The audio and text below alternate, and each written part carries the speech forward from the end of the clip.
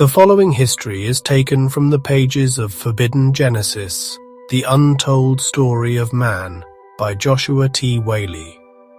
Situated along the banks of the Nile River in northeast Africa, ancient Egypt is believed to have begun somewhere around 5,500 BCE, when nomadic hunter-gatherers formed small tribes living in and around the area, learning the art of agriculture and animal husbandry. As they eventually learned to control the Nile Valley, their numbers increased, resulting in larger and larger populations. The largest of these pre-Egyptian cultures was the Badarians, who originated from the western deserts and were known for their use of copper and stone tools. With that said, the predictable flooding of the Nile River Valley is probably the main reason for Egypt's success. It cannot be stated enough that the ability to master agriculture is why we, as a society, have had the accomplishments we have achieved in all of our other human endeavors. If we had stayed hunter-gatherers, we would have had no time to explore philosophy and science. So, the irrigation systems created by the ancient Egyptians fueled more than their crops, but our minds. Anyway, around 3100 BCE, what we consider the true birth of Egyptian culture began and lasted until the country was conquered by the Roman Empire in 30 BCE, remaining a Roman province until sometime around 640 CE, when, during the prolonged collapse of the Roman Empire, Egypt was captured by the Rashidun Caliphate. However, over the long storied history of this great civilization, it had risen and fallen, only to rise again. It had been conquered multiple times by other invading forces besides Rome, such as the Nubians, the Assyrians, and the Macedonians, including the man known as Alexander the Great. Yet, their storied civilization always recovered until Cleopatra met Mark Antony. However, despite the instability caused by the multiple invading forces, Egypt's history was still one of relative stability and is characterized by three distinct intermediate periods. These periods are known today as the Old Kingdom, the Middle Kingdom, and the New Kingdom. Before we continue, if you like this video and support what this channel is doing, please click the like button and then subscribe to the channel. Now back to the story. The Old Kingdom, which ran from 2688 to 2181 BCE, was a period of rapid development fueled by population growth and significant advancements in agricultural capabilities, thanks to new irrigation technologies that led to increased crop yields. Some of the known crops included lettuce, garlic, melons, leeks, types of squash, flax for clothing and linens, papyrus for paper goods, writing, and finally grapes for one of God's greatest gifts to man, wine. Even with the advancements in farming, it must also be noted that this era could arguably be considered the most crucial time in human progression until the development of the nuclear bomb, as it was during this period that the Great Sphinx and the Giza pyramids are believed by mainstream science to have been built. Reaching for the heavens above, we had now become bona fide builders, masters of our domain. However, something genuinely tragic also happened at this time, when the kingdom's state officials learned the devious art of theft, better known as taxation. Due to these advances in art, culture, construction, and even administration, a new class of citizens emerged. The educated, who subsequently became the officials of the state and were granted estates by the king as a form of compensation for their services. Some of these new estate grants also led to the construction of local temples for the religious leaders, or to be more accurate, the king's mortuary cults of the time. With these new places of worship, the rulers could be worshipped long after their earthly bodies returned to the dust from which they came. It is believed that the time and resources invested in these grand temples and burial projects contributed to the financial instability of the civilization. As is to be expected, given the simple fact of life, with the growth of the administrative state and the overtaxation of the Egyptian people, everything collapsed. Unable to support their stressed economy, the regional governors could no longer depend on the state of the king in times of instability. Then, enter the food shortages that always happen at this time in a civilization's lifespan. Empty toilet paper or eggshelves, anyone? Choosing not to pay any taxes or tributes to the state, the local leaders instead focused on their people. This led to multiple small-scale and one large-scale civil war, Heracleopolitan v. Nebuchadnezzar Mentuhotep II, in which provinces took control of their own resources. Now, some of them became economically better off, while others fell into total disarray. The better-off areas continued to flourish, while the least financially viable areas declined and eventually disappeared. Or, to give a modern-day equivalency to what was happening, think of Dallas, Texas, and Miami, Florida, versus Detroit, Michigan, and Portland, Oregon. Following the slow, agonizing demise of the Old Kingdom and the reunification of Egypt after the northern and southern regions were reunited, Heracleopolitan versus Nebuchadnezzar Mentuhotep II, we enter the Middle Kingdom, which spanned from 2134 to 1690 BCE. Learning from the mistakes of the past, for at least a time, the kings of this period restored the prosperity and stability that Egypt had once known. They reinstituted large building projects and stabilized food production, allowing for a renaissance of art and literature. With the political and military situation now secure, the kings of the 12th dynasty focused on reclaiming lands that had been lost, such as Nubia, which was rich in gold deposits. Then, after regaining control of the land, the wealth seized from it was used to fund even more advanced irrigation projects, thereby increasing food production. Additionally, during these military campaigns, the state constructed what was known as the Walls of the Gods in the Eastern Delta region. With this hopeful defense against foreign invaders, the glory of ancient Egypt had returned. Also during this period, attitudes toward their religion underwent changes. The once elitist gods of the Old Kingdom gave way to greater expressions of personal piety. This is evident in the writing style of the time, which had evolved from the original literature, now featuring characters with more complex backstories. The sophistication almost mirrors the more modern Renaissance and other well-known periods of European history.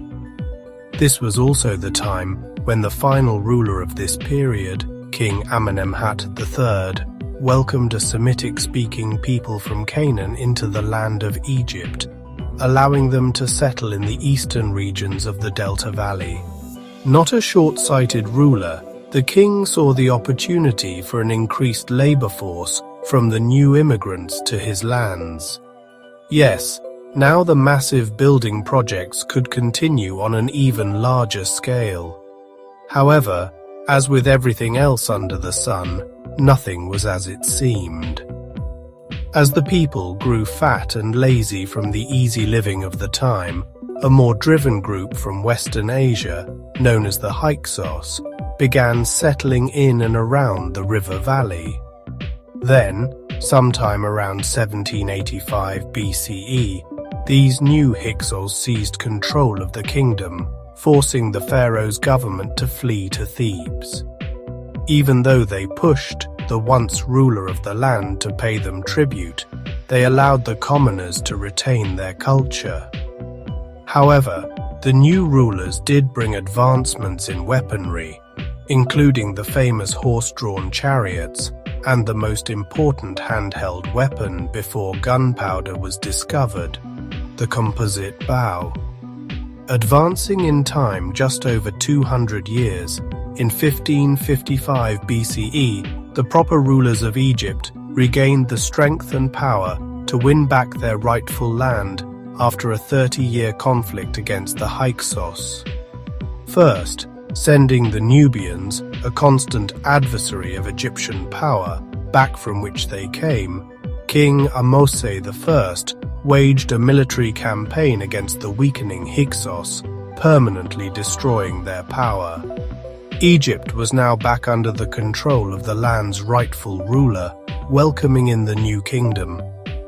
The new generations of pharaohs secured Egypt's borders, rebuilt the temples destroyed by the Hyksos, and formed stronger diplomatic ties with their neighboring empires, including those of Canaan, Assyria, and Mitanni, ushering in an unprecedented era of advancement and prosperity.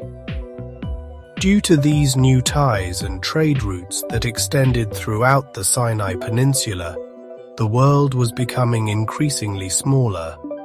During the New Kingdom, some of the pharaohs who became household names ruled, including Ramesses II, the great builder of temples and obelisks, who also fathered enough offspring to form a standing army, the legendary Tutankhamun, King Tut, and his father, the somewhat chaotic Amenhotep, who instituted radical changes in the religious structure of Egypt. From worshipping a pantheon of gods to a single god, which was something unheard of at the time, but something that would become the norm of societies as history progressed into modern times. Yet again, with great power comes the temptation of others to seize that control, embroiling Egypt in wars and skirmishes with the Libyans, the Aegean Confederation known as the Sea People, the Assyrians, the Persians, and others for hundreds of years. Then, in 322 BCE, after Egypt had fallen under Persian rule, a man conquered the land, a man of war whose name will never be lost to history, a man who did more in his short life than hundreds of generations could ever achieve. The man's name was Alexander the Great, the King of Macedonia. With his conquest, the capital was relocated to Alexandria, where it became a center of culture and higher learning.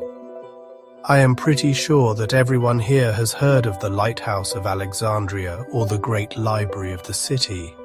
However, the Hellenistic culture, which coexisted alongside the traditional Egyptian one, eventually fell as all cultures do.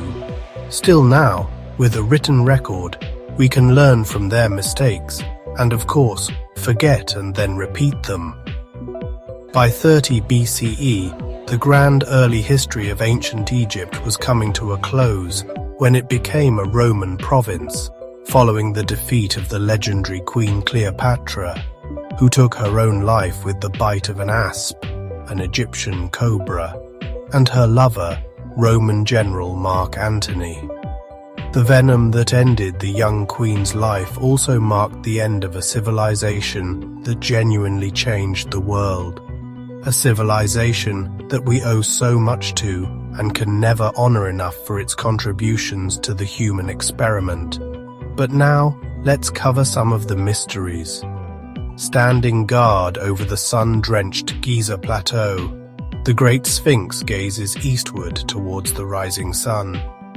With the body of a lion and the head of a man wearing the headdress of a pharaoh, the iconic symbol of Egypt is believed by mainstream Egyptologists to have been built 4,500 years ago by Khafra, one of Egypt's 4th dynasty pharaohs.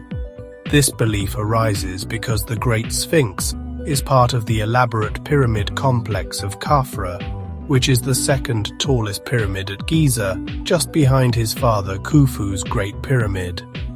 However, dating back to the middle of the 19th century, some researchers have questioned whether the Great Sphinx was indeed built by Khafra, as there are no identifying inscriptions that directly link the pharaoh.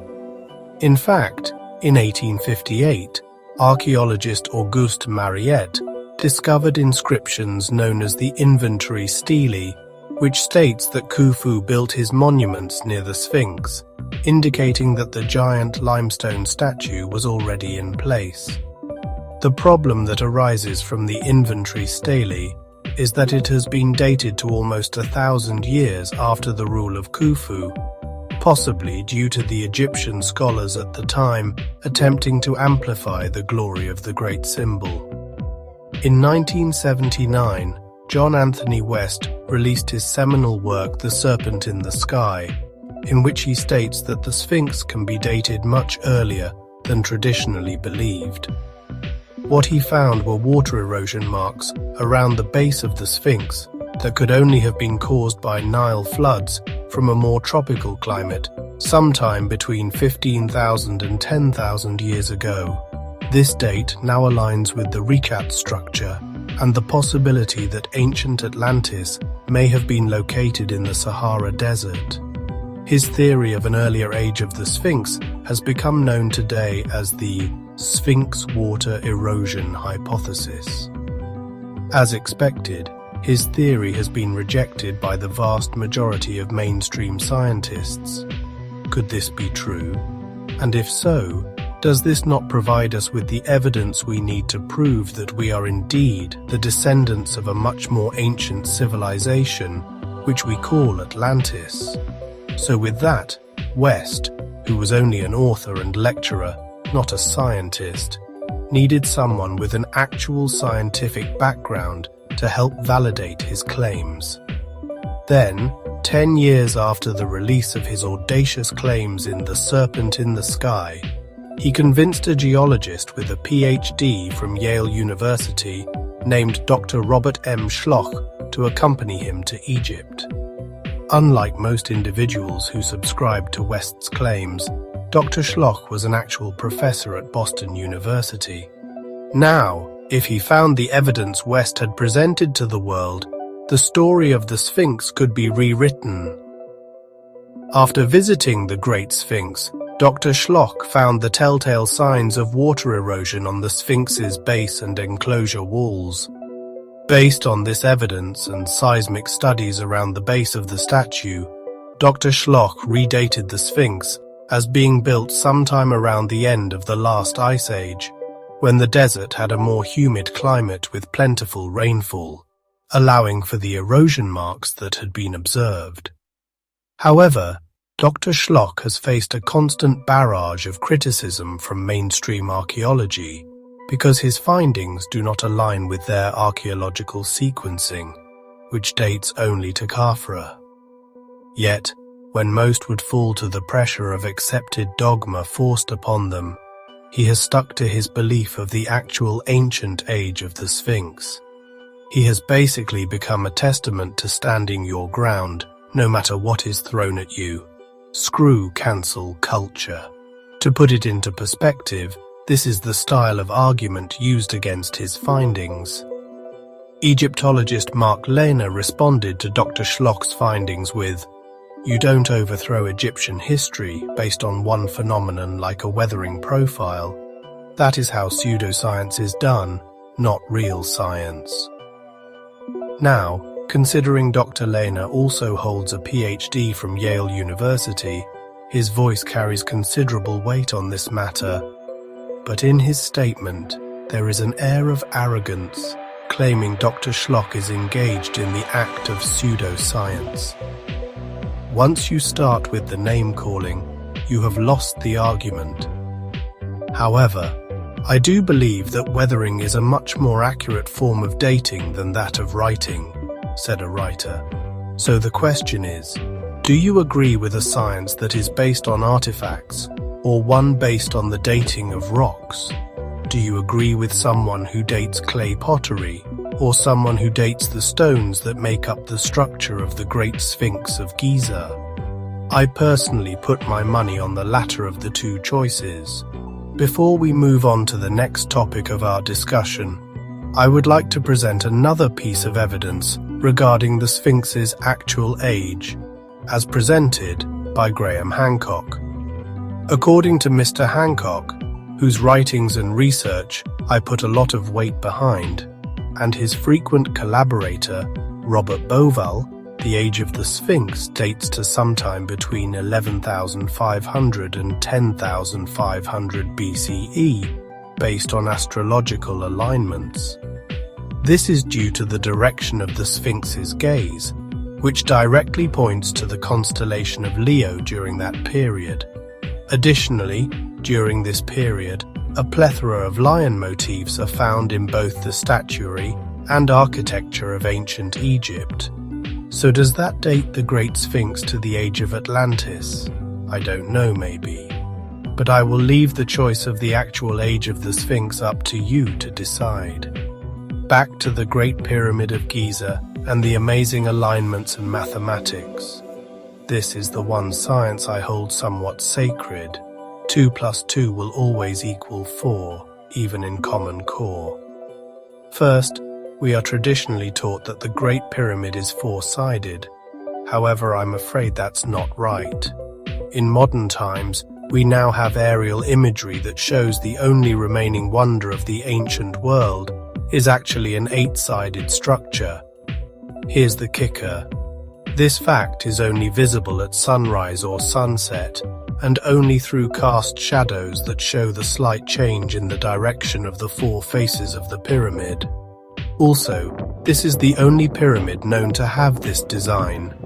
Hidden, or should I say encoded, in this man-made mountain of granite and limestone is a vast number of known geometric ratios, including the ratio between a circle and its diameter, known as pi. I will do my best to make the math understandable, as the numbers can be extremely challenging to comprehend. Published in 1859, The Great Pyramid, Why Was It Built? Author John Taylor was the first to understand that if you divide the perimeter of the Great Pyramid by its height, you will obtain 2 pi. Corresponding to this fact, if you divide the circumference of a circle by its radius, you also obtain 2 pi.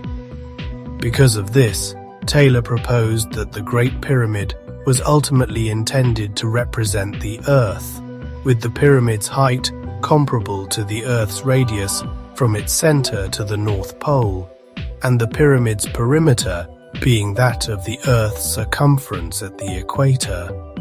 There are other known pi equations encoded into the Great Pyramid, which are found in the passage floors. The journey from the Great Step through the antechamber to the door of the King's Chamber contains 4 separate aspects that will obtain pi. I feel the question is, did the builders of this monument understand the mathematical constant pi, 3.14, or is it all just a coincidence? Of course, this is a question that will never be answered.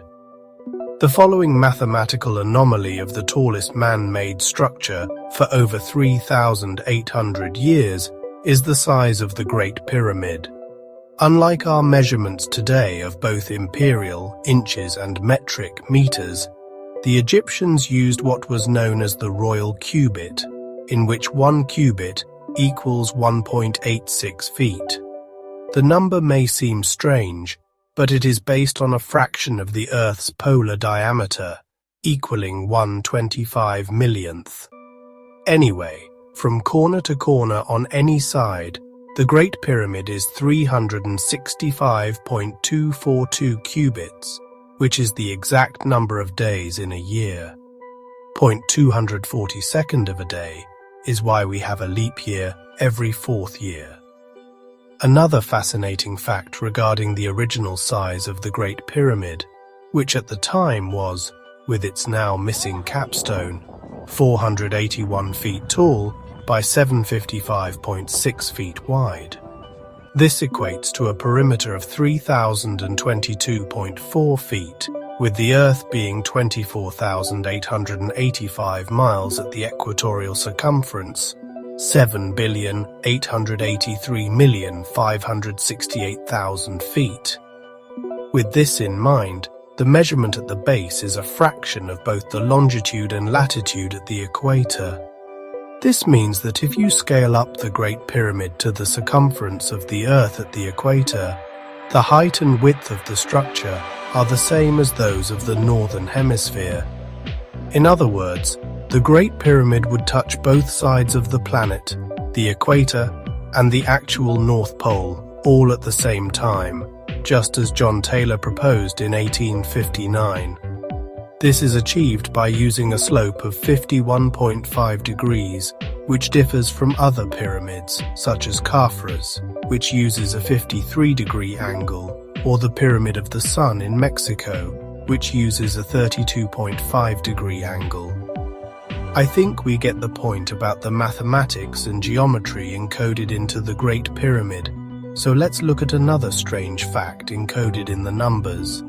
The exact coordinates of this relic from the past are 29.9792458 north. You may ask, so what does that mean? Well, the speed of light in the cold vacuum of space is 299,792,458 meters per second. Another fascinating fact regarding these coordinates, 29,97928, n by 31, 1342, e, is that it is the geological center of the Earth when considering the landmass of the planet. Nothing is ever a coincidence, no matter what mainstream science tries to tell you. One final fact about the numbers of the Great Pyramid of Giza before we move on is its alignment with true north. It is considered to be the most perfectly aligned structure standing today, with an error of only 3/60ths of a degree off of true north. However, this error is possibly or most probably due to the wobble of the planet, which we call the precession of the equinox. This means that at the time, the Great Pyramid was indeed perfectly aligned with the true cardinal points of the planet: north, south, east, and west. This leaves us with the critical question of when the Great Pyramid was precisely aligned with the planet's true north. Well, roughly 12,000 years ago, or 10,000 BCE. There's that pesky year popping up yet again. Anyway, there are so many other numbers hidden in the code of the Great Pyramid of Giza. But I think by now that you get the point, and going on with all these numbers would be like beating a dead horse. So, the question we are left with is, what was the true purpose of the Great Pyramid of Giza, or the other pyramids for that matter? Mainstream Egyptologists will tell you that they were the burial chambers of the pharaohs. However, no single mummy has ever been found in any of the pyramids. As a matter of fact, most of the bodies of the pharaohs have been found buried in the Valley of the Kings. Once again, this is our ruling elite, attempting to control the narrative and hide our true history. Enter Nikola Tesla, who in 1905 filed a United States patent titled "The Art of Transmitting Electrical Energy Through the Natural Medium." Tesla believed, or most probably knew, long before mainstream science accepted this fact, that the universe is teeming with electromagnetic currents and energy. He understood that you could tap into this unlimited energy field, or force, through power-generating stations located in strategic areas around the world. This was, and is, the basis of his free energy. As we know, energy equals power over the masses, so there is no way in hell the governments and corporate interests of the world would ever allow for this so-called free energy to see the light of day. However, this theory of free energy has led to a more modern school of thought, suggesting that the pyramids, and not just the Great Pyramid, are actually power-generating stations, similar to the coal-fired plants or nuclear power plants we have today. It is an intriguing possibility that we do not really have the time to cover this in depth. Still, I urge you to conduct further research on that matter. You will be in absolute shock at just how many inventors and scientists have died. What? Inventors always get run over by cars. immediately following their request for patents regarding some form of free energy device they created. As we discussed earlier in this video, regarding the Sphinx's alignment with the constellation of Leo, the three pyramids of the Giza Plateau, Khufu, Khafra and Menkaure, also exhibit an astronomical alignment. They are somewhat aligned with the belt of Orion. However, there is considerable controversy surrounding this alignment because, as you are aware, mainstream science tends to be cautious about thinking outside the box. The mainstream argument is that they do not perfectly align with Orion and overlook the importance of Orion in ancient Egyptian mythology, which is typically associated with the god Osiris, the deity of the afterlife and rebirth. Again, the mainstream scientific community fails to take into account the crucial precession of the equinox, which at the time of the pyramid's construction would have perfectly aligned with Orion's belt. I am sure you already know what I'm going to say next. When was this astrological alignment? Sometime around 10,000 BCE, during the Age of Leo, which was from 10,750 8,600 BCE. Again, there are no coincidences. The final point I would like to discuss in this video is the actual engineering of the Great Pyramid.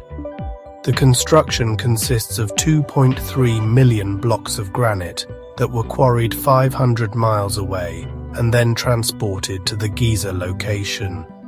The average weight of each block was approximately a hefty 2.5 tons. However, some weighed significantly more, while others slightly less.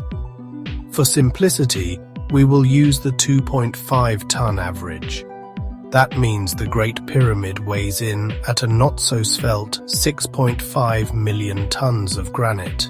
With that said, we are taught in school that the ancient Egyptians built the Great Pyramid in 10 to 20 years using slave labor. That means each one of these enormously heavy granite blocks was placed every minute or two. This does not even take into account the limestone facade of the structure, which has long since faded away. We are also taught that the blocks were moved into position using large ramps that the workers built. This would have equated to even more time needed for the setup to move the granite, cutting the time required to place the hefty stone blocks even further. Additionally, this does not account for the size of the boat needed to transport such large pieces of stone. Let me ask you this. Who actually believes this bunk that we are being peddled to by Egyptologists about the construction of the Great Pyramid? I know I don't. So we are left with a vast multitude of questions and possible outlandish answers regarding the construction.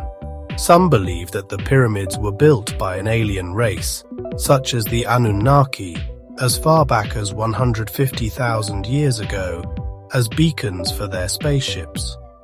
Others believe, according to Matthias de Stefano's theory, that a race from the Sirius star system used sound and vibration to construct the massive stone structures. De Stefano has also stated that the stones were built and then moved using water and magnets. As outlandish as his theories are, they are equally quite intriguing. However, the simple fact is that we will never truly know how these impressive structures, which we call the Pyramids of Giza, were built. If you enjoyed this video, please like and subscribe to the channel. And if you would truly like to support the author Joshua, or wish to learn more about humanity's hidden history, you can purchase your copy of Forbidden Genesis, The Untold Story of Man Today. The link is in the description box below. Thank you so much for your time.